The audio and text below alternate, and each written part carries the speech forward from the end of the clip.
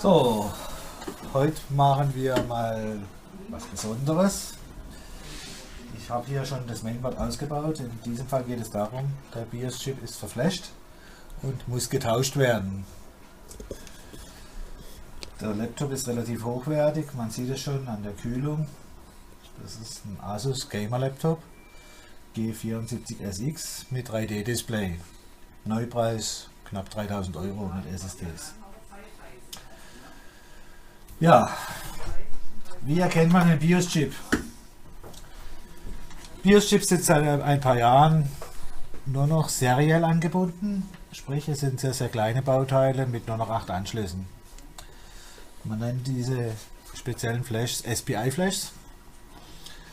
Sie lassen sich relativ einfach identifizieren, weil sie sich immer in der Nähe des Chipsatzes befinden müssen.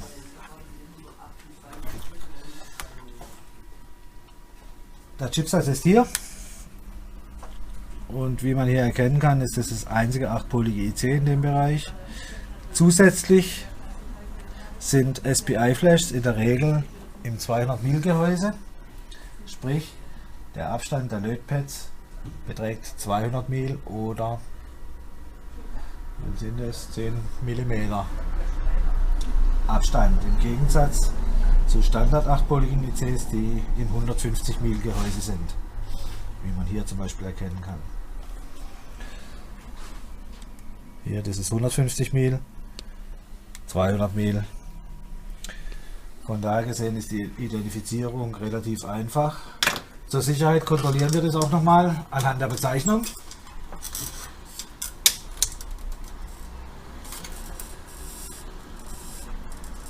Ja, und in dem Fall ist ein Windbund-Baustein drauf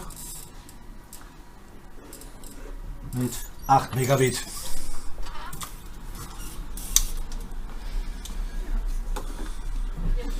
Beim Entlöten arbeiten wir generell mit Heißluft. Das bedeutet, wärmeempfindliche Baugruppen müssen vorher entfernt werden. In diesem Fall ist hier nichts in der Nähe, sprich wir können gleich loslegen. Ansonsten müsste man Folien und Abdeckfolien und solche Dinge runternehmen.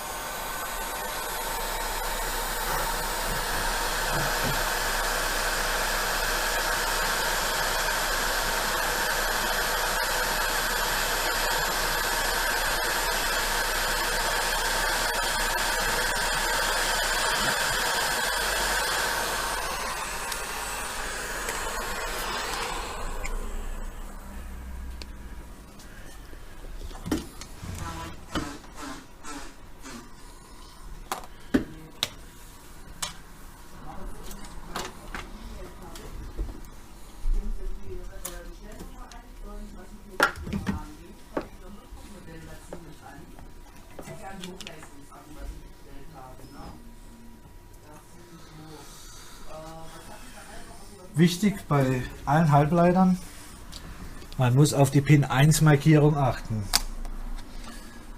In diesem Fall ist dieser dickere Strich die Pin 1 Markierung. Das IC, das neue, muss natürlich auch wieder seitenrichtig aufgelötet werden, dass Pin 1 auch Pin 1 ist, sonst macht es gleich Boom und wir haben ein kaputtes IC. Diese Markierung findet man auch immer auf den Chips. In diesem Fall ist der Pin 1 durch eine runde Markierung gekennzeichnet. Lötstellen immer frei machen.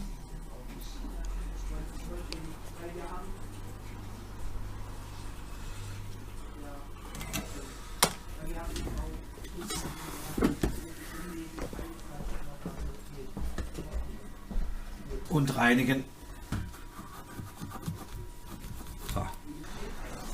Beim Anlöten benutzen wir im Prinzip einen Pin, den wir verzinnen.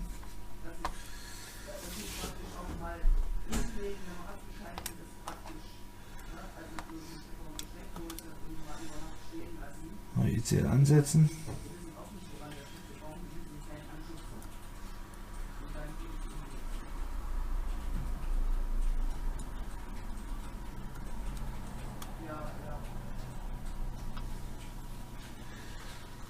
ausrichten.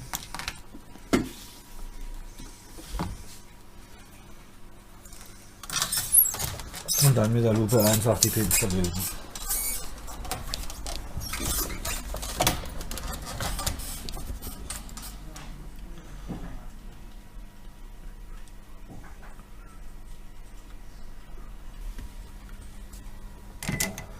Fertig.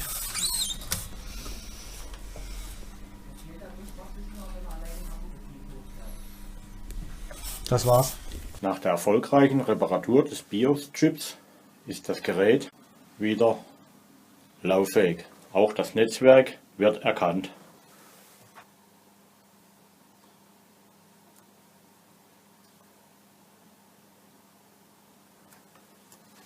Sie sehen, die LAN-Verbindung besteht und das Gerät ist wieder voll funktionsfähig. Vielen Dank für Ihre Aufmerksamkeit. Wenn Sie Probleme mit Ihrem Notebook haben, wenden Sie sich vertrauensvoll an uns.